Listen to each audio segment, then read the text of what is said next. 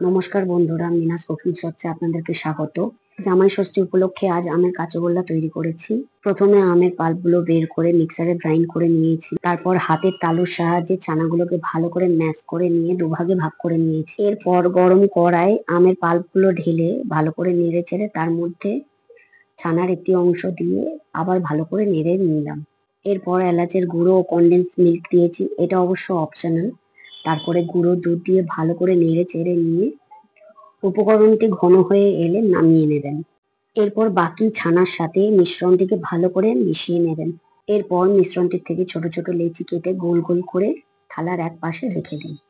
সবগুলো হয়ে গেলে গুঁড়ো দুধের মধ্যে একে একে কোট করে তুলে রেখে দিতে হবে।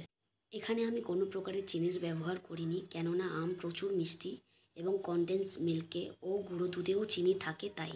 ভিডিওটি ভালো লাগলে সাবস্ক্রাইব করবেন এবং লাইক কমেন্ট শেয়ার করতে ভুলবেন না। ধন্যবাদ।